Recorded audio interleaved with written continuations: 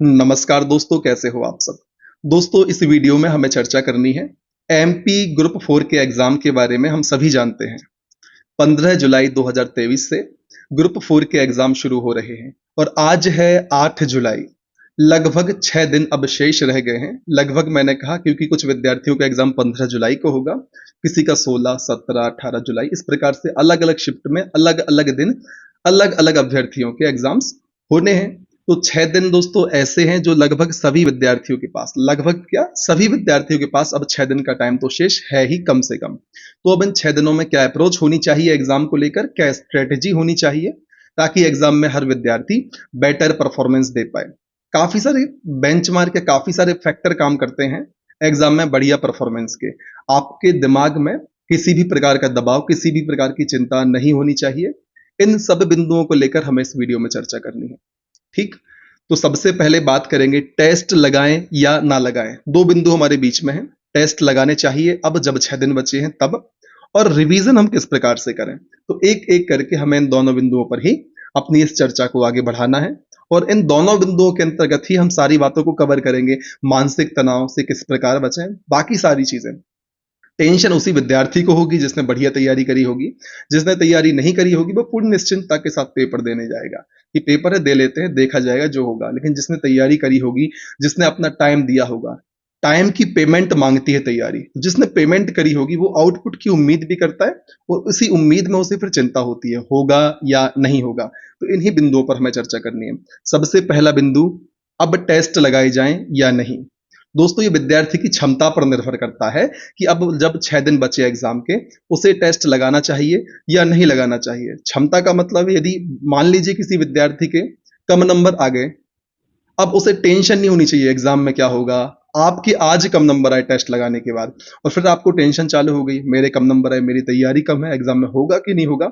ये सारी चिंताएं यदि आपके मन में आती हैं तो आपको बिल्कुल भी टेस्ट नहीं लगाना चाहिए। मैंने एक डेडिकेटेड वीडियो इसके लिए बनाया था कि अब 15 दिन बचे हैं, टेस्ट लगाना उचित है या अनुचित है, कब तक लगाना चाहिए। तो दोस्तों मैं आपको बता दूं, अब टेस्ट लगाने की आवश्यकता आपको नहीं है, क्योंकि कोई भी विद्यार्थी हो, उसको डर लगता हो या नहीं लगता हो, कहीं ना कहीं यदि टेस्ट में नंबर कम आते हैं तो मानसिक रूप से उसको तनाव उत्पन्न होता ही है, उसको तनाव की स्थिति बनती है। तो अभी आप सबसे विनती है कि अब टेस्ट पर ज्यादा फोकस ना करके रिवीजन पर फोकस करें, और रिवीजन भी किस प्रकार से होना है इसकी चर्चा भी हमें कर लेनी है। हम सभी जानते हैं 6 विषय हैं इस एग्जाम के, 100 प्रश्न आने हैं, 120 मिनट का टाइम मिलना, सारी चीजें हम जानते हैं। हमें इन 6 दिनों में करना क्या है, रिवीजन किस प्रकार से करना है, इस बारे में हम चर्चा कर लेते हैं। 6 विषय पूछे जाने हैं आपसे। आपसे जनरल नॉलेज पूछा जाएगा, आपसे Hindi, English, maths, reasoning, computer. इन 6 विषयों से 17 17 17 17 ऐसे करके और 15, इस प्रकार से कुल 100 प्रश्न आने हैं। इन 5 विषयों से पिछले वर्ष 17 क्वेश्चन आए थे, इस प्रकार से 85 प्रश्न हुए थे और 15 प्रश्न कंप्यूटर से आए थे, तो कुल 100 प्रश्न आए थे। हमें चर्चा क्या करनी है, रिवीजन किस प्रकार से करना है, ये सारी बातें तो आप पहले से ही जानते हैं।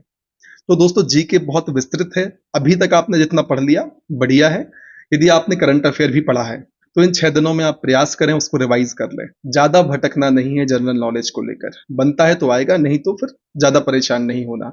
यदि आपने कोई नई चीज पहले पढ़ी थी, एक दो बार ही पढ़ पाए, आपको लगता है यदि रिवाइज कर लेंगे और उससे प्रश्न आएगा तो फिर आपको एक बार जनरल नॉलेज का रिवीजन कर लेना चाहिए। लेकिन ज्यादा समय आपको नहीं देना है, जनरल नॉलेज बहुत विस्तृत है। आप खुद जानते हैं सिविल सर्विसेज के एग्जाम में जो 100 प्रश्न आते हैं जनरल नॉलेज के बेस पर ही पूछ लेते हैं। मैं जनरल स्टडीज पेपर की बात कर रहा हूं, ना कि सीसेट की। तो बहुत विस्तृत है वो, लोग साल साल भर जनरल नॉलेज प्रिपेयर करते हैं, तो बहुत ज्यादा उसका दायरा है। तो जितना यदि आपको ऐसा लगता है कोई टॉपिक आपने पढ़ा था जो नया था, आप रिवाइज कर सकते हैं 4-6 घंटे में, तो उसको दें 4-6 घंटे उसको रिवाइज कर लें, ज्यादा परेशान नहीं होना है। अब जैसे हिंदी की हम बात करें दोस्तों, जो बातें मैं आपको बताऊंगा वह सारे सब्जेक्ट पर समान रूप से लागू होगी। फॉर एग्जाम्पल, अब अलग अलग विषय हैं हर विद्यार्थी के लिए, हर विषय में 3 प्रकार की कंडीशन निर्मित होती हैं। फॉर एग्जाम्पल, कोई एक सब्जेक्ट है ए, अब विद्यार्थी होंगे, किसी विद्यार्थी को, यदि हम एक विद्यार्थी को मान के चलें तो एक विद्यार्थी को ए विषय में 3 स्थितियां उत्पन्न होंगी। कुछ टॉपिक ऐसे होंगे जो उसके बहुत बढ़िया प्रिपेयर होंगे, उससे क्वेश्चन आएगा कहीं बाहर नहीं जाने वाला, वह उस क्वेश्चन को सॉल्व करेगा या उसका सही जवाब लगा कर आएगा। एक स्थिति ऐसी होती है और एक स्थिति ऐसी होती है जिसमें अभ्यर्थी को कंफ्यूजन होता है। यदि सही टाइम पर रिवीजन कर ले, एग्जाम के पहले रिवीजन कर ले और एग्जाम में फिर पेपर देने जाए, तो रिवीजन के बेस पर वो कंफ्यूज नहीं होता और फिर एग्जाम में सही टिक कर देता है। और कुछ टॉपिकों से विद्यार्थी को, कुछ टॉपिक्स ऐसे होते हैं जिनसे विद्यार्थी को भय रहता है, उनसे प्रश्न आते हैं तो उसको कभी कॉन्फिडेंस नहीं आ पाता कि वो एग्जाम में सही कर ही देगा, और ऐसी स्थिति में वह विद्यार्थी उन टॉपिक्स से क्वेश्चन को गलत कर देता है। तो ऐसे बहुत कम टॉपिक होते हैं किसी भी सब्जेक्ट में, यदि हम बात करें तो हर विद्यार्थी का अलग अलग होता है। ये किसी विद्यार्थी का कोई टॉपिक मजबूत होता है, किसी का दूसरा, किसी का अलग, तो हर विद्यार्थी के ऊपर निर्भर करता है। तो हमें स्ट्रेटेजी में क्या ध्यान रखना है, जो टॉपिक आपकी बहुत मजबूत है, आप तो कॉन्फिडेंट हैं, आप ऊपर ऊपर सरसरी निगाहों से उन्हें देख लें, यदि आपकी इच्छा है तो। फॉर एग्जाम्पल मैथ्स की हम बात करें या हम हिंदी की बात करें, तो किसी विद्यार्थी का मान लीजिए उपसर्ग प्रत्यय या फिर जो वर्णमाला वाला टॉपिक है बहुत बढ़िया है, उसको लगता है वो पढ़ेगा भी नहीं तो भी वो एग्जाम में सही, जितने भी प्रश्न आएंगे सारे सही कर देगा। दोस्तों मैं स्ट्रेटेजी कर रहा हूं बात सिर्फ अंत के 6 दिनों के लिए, साल भर के लिए आप इसे अप्लाई मत करिए, अंतिम 6 दिनों में आप क्या कर सकते हैं उसकी चर्चा हम कर रहे हैं। तो ऐसे टॉपिक होंगे जो विद्यार्थी अब 15 दिन भी ना पढ़े, 20 दिन भी उनको बिल्कुल ना पढ़े, 21वें दिन उससे पेपर लिया जाए तो भी वह सही करके आएगा, और ऐसा हर विद्यार्थी के साथ होगा। कुछ टॉपिक ऐसे होते हैं जो यदि विद्यार्थी रिवीजन करके ना जाए तो आते हुए प्रश्न गलत कर देगा। तो इन 6 दिनों में हमें इन ही टॉपिक पर फोकस करना है कि जो टॉपिक ऐसे हैं, हर सब्जेक्ट में कुछ कुछ ऐसे टॉपिक्स होंगे कि जिनसे यदि प्रश्न आएगा और आपका रिवीजन नहीं होगा तो आप उनको गलत कर जाएंगे। जैसे कि यदि हम एग्जाम्पल लें हिंदी का, तो हिंदी में काफी सारे विद्यार्थियों को कंफ्यूजन होता है। अब याद करने वाली चीजें आप छोड़ दें, आपको पर्यायवाची याद नहीं है, जितने याद है, जितने आपने पढ़े थे उनको रिवाइज कर लें, नया कुछ करेंगे तो बाकी चीजें छूटने वाली हैं। जो कंफ्यूजन वाले टॉपिक हैं फिर वहां से आप गड़बड़ कर देंगे। ठीक, फॉर एग्जाम्पल हिंदी, किसी विद्यार्थी को जो अलग अलग काल होते हैं, भूतकाल, वर्तमान काल, भविष्य काल, ठीक, इनमें जो इनके अंदर की होती हैं, आसन्न भूतकाल, हेतु हेतु मत भूतकाल, इन सब में यदि कंफ्यूजन है तो ऐसे टॉपिक्स को आप इन 6 दिनों में रिवाइज करें। किसी विद्यार्थी को संधि, सारी संधियों में कंफ्यूजन नहीं होगा, कुछ विद्यार्थी ऐसे होंगे जिन्हें वृद्धि स्वर, अयादि, वृद्धि स्वर संधि, अयादि स्वर संधि, अलग अलग प्रकार से कंफ्यूजन होंगे, तो आप उन टॉपिक्स को छाट के रखें और इन 6 दिनों में आपको उन्हीं टॉपिक्स पर काम करना है।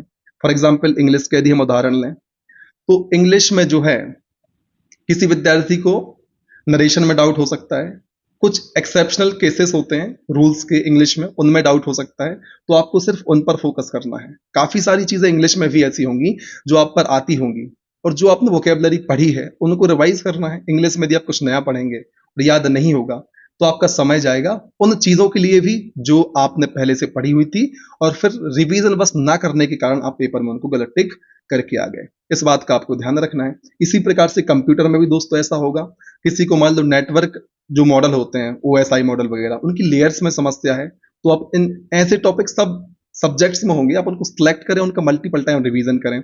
मैथ्स में भी होगा, किसी विद्यार्थी को फॉर्मूलेज में दिक्कत होती होगी, उसका परसेंटेज बढ़िया होगा, एवरेज बढ़िया होगा, प्रॉफिट लॉस बढ़िया होगा, कैलकुलेशन सब कुछ बढ़िया होगा, लेकिन कुछ फॉर्मूले जो होते हैं क्षेत्र मिति के होते हैं, सांख्यिकी के फॉर्मूले होते हैं, जिन चीजों में आपको कंफ्यूजन होता है कि ये था कि वो था, और इस छोटे से कंफ्यूजन के कारण आप प्रश्न गलत करते हैं। इन 6 दिनों में आपको उन विषयों पर फोकस करना है। अब जिस पर परसेंटेज, प्रॉफिट लॉस और एवरेज सारी चीजें आती हैं, कैलकुलेशन बढ़िया आता है, तो उसको उनमें दिक्कत नहीं होने वाली, चाहे आप आज सॉल्व करा लें, चाहे 10 दिन बाद करा लें, 1 महीने बाद करा लें। लेकिन यदि किसी को फॉर्मूले में कंफ्यूजन हो गया, वो भूल गया, तो आता हुआ क्वेश्चन गलत कर जाएगा। या तो फिर आप फॉर्मूला ड्राइव करेंगे, उतना समय आपके पास होगा नहीं, हालांकि 120 मिनट काफी है 100 प्रश्न करने के लिए, लेकिन यदि नहीं कर पाए ड्राइव, फिर क्या करेंगे? एक छोटी सी लापरवाही के कारण, या आपने रिवीजन नहीं किया, इस कारण से आपका एक प्रश्न गलत हो जाएगा। और मैंने आपको पिछले वीडियो में कहा था, सिलेक्शन दोस्तों 0.1 मार्क्स से भी बाहर हो जाता है इंसान। यहाँ पर एक नंबर की बात है, बहुत बड़ी भूमिका होती है एक एक नंबर की कॉम्पिटिटिव एग्जाम में, जहां पर लाखों विद्यार्थी एग्जाम का फॉर्म फिल करते हैं, एग्जाम की तैयारी करके एग्जाम को देने आते हैं, और कुछ गिने चुने अभ्यर्थी ही सिलेक्ट हो पाते हैं। तो सिली मिस्टेक यदि आपने की तो आपका फिर काम खत्म एग्जाम में। इस बात को आप गांठ बांध लें। आपको रिवीजन किन टॉपिक का करना है उसकी चर्चा हमने कर ली है। इसी प्रकार से रीजनिंग होगा, रीजनिंग में सारी चीजें आसान होती हैं, लगभग सबकी बढ़िया होती है, लेकिन फिर भी कोई ऐसी चीज थी, जैसे डाइस वाले प्रश्न आते हैं, अब डाइस वाले रूल कोई भूल गया, वहां दिमाग लगाएगा, और कोई कंफ्यूजन वाला स्टेटमेंट आ गया, वहां फंस जाएगा और हो सकता है फिर गलत कर दे। ठीक, तो आपको वही करना, उन रूल्स को पढ़ लेना है जिनमें कंफ्यूजन, अब हर विद्यार्थी को अलग अलग टॉपिक में कंफ्यूजन होगा, आपको इस बात को ध्यान रखना है। जो टॉपिक मैं बोल रहा हूं, हो सकता है आपको उसमें कंफ्यूजन ना हो, मैं एक जनरल बात कर रहा हूँ, आपको किसी दूसरे टॉपिक में कंफ्यूजन हो तो आपको फिर वो पढ़ने हैं। ठीक, इसी प्रकार से दोस्तों कंप्यूटर की यदि हम बात करें, कंप्यूटर की हालांकि हमने बात कर ली है लेयर्स के माध्यम से, लेकिन काफी सारे विद्यार्थियों को जो टैब होती है एक्सेल की, वर्ड की, पावर पॉइंट की, उनमें कंफ्यूजन होता है। और कुछ विद्यार्थियों को शॉर्टकट कीज काफी सारी होती हैं, बहुत ज्यादा कंफ्यूजन उन सारी चीजों में होता है। तो इन 6 दिनों में आपको उन पर ही काम करना है, क्योंकि कंप्यूटर से इन्हीं सारे सेगमेंट से ज्यादा प्रश्न आते हैं। बाकी सेगमेंट सब लोग कर लेंगे यदि आपके कॉन्सेप्ट बढ़िया है तो। मैं फिर से कह रहा हूं, सब विद्यार्थियों के अलग अलग ऐसे टॉपिक होंगे, किसी का कोई टॉपिक मजबूत होगा, कोई कमजोर होगा, किसी में कंफ्यूजन की स्थिति होगी। लेकिन कुछ टॉपिक ऐसे होंगे, हर नहीं 1-2% ऐसे टॉपिक होते हैं जिसमें लगता है कि यार यहाँ से प्रश्न आएगा तो भगवान भी धरती पर अवतार ले लें मेरे लिए, तो मैं सही नहीं कर पाऊंगा। तो उस कंडीशन में आप उन्हें छोड़ सकते हैं, लेकिन वह टॉपिक ज्यादा नहीं, 1-2 ही होने चाहिए हर सब्जेक्ट से। यदि ज्यादा छोड़ दिए फिर एग्जाम छूट जाएगा आपका, इस बात का आपको ध्यान रखना है। ठीक, हमने क्या बात करी, किस प्रकार से रिवीजन करना है, उसकी चर्चा हमने विस्तार से करी। टेस्ट लगाना है या नहीं लगाना, तो दोस्तों टेस्ट लगाने का समय गया। यदि अब आपने टेस्ट लगाया, नंबर कम आ गए, तो बाकी के 6 दिन आपके बिगड़ जाएंगे, क्योंकि जो एग्जाम है एक युद्ध की तरह है। यदि आप मानसिक रूप से हार गए तो वहां पर आपकी परफॉर्मेंस बिगड़नी ही है, इस बात को आप ध्यान रखें। ठीक, तो टेस्ट आप लगाएं या ना लगाएं, ये आपके ऊपर है, आपको ध्यान रखना। मेंटली प्रेशर आपके ऊपर नहीं आना चाहिए। कुछ लोग ऐसे होंगे कि सर अभी टेस्ट में कम नंबर आ गए थे, जो पिछला टेस्ट दिया था मैंने, तो मैं सोच रहा हूँ मोटिवेशन के लिए एक टेस्ट और दे दूं जिससे मेरा मनोबल बढ़ जाए, उसमें अच्छे नंबर आ गए तो, उसमें भी खराब नंबर आ गए तो। गलती आपकी नहीं है, कुछ ऐसे उल्टे सीधे क्वेश्चन उसमें सेट होंगे और आपके नंबर फिर से कम आ गए तो फिर तो काम खत्म है आपका, वहीं आप ध्वस्त हो जाएंगे। तो आप ध्वस्त ना हो, इसलिए मैं आपसे कह रहा हूं कि अब आप टेस्ट पर ज्यादा फोकस ना करें। जिस प्रकार से मैंने कहा, यदि फिर आप बहुत कॉन्फिडेंट है कि टेस्ट में 20 नंबर भी आ गए फिर भी एग्जाम फोड़ के आएंगे, बहुत बढ़िया तैयारी है, इतना कॉन्फिडेंस है, तो फिर आपकी इच्छा, आप लगा सकते हैं। लेकिन मेरा सजेशन है, 6 दिन बचे हुए हैं, आपका मानसिक रूप से मजबूत होना आपके एग्जाम के लिए बहुत ज्यादा जरूरी है इन 6 दिनों में। ये 6 दिन और बाकी पीछे के 6 महीने बराबर होते हैं, इस बात को आप ध्यान रखें। और एक चीज और आप कर सकते हैं कि जैसे क्वेश्चन टेस्ट है, अब आपने एक टेस्ट खोल लिया, आपको लगता है क्वेश्चंस के माध्यम से मैं प्रैक्टिस करनी है, तो आप एक टेस्ट ओपन कर सकते हैं। 120 मिनट मिलते हैं सारे विद्यार्थी, लगभग जो समय है 120 मिनट का बहुत ज्यादा है इस एग्जाम में, तो काफी सारे विद्यार्थी 1 घंटे में पेपर कर लेते हैं। तो आपको अलग से मैच नहीं करना, एक तरीका मैं आपको बता रहा हूं। आप नंबर के लिए टेस्ट नहीं दे रहे हैं, आप टेस्ट दे रहे हैं कि आप 100 में से 100 प्रश्न सही कर लें। आपने प्रश्न किए, आपने सबमिट करने वाले थे, उसके पहले आपने देखा, सबमिट करने के पहले भी ना देखें, आप ऐसा कर सकते हैं।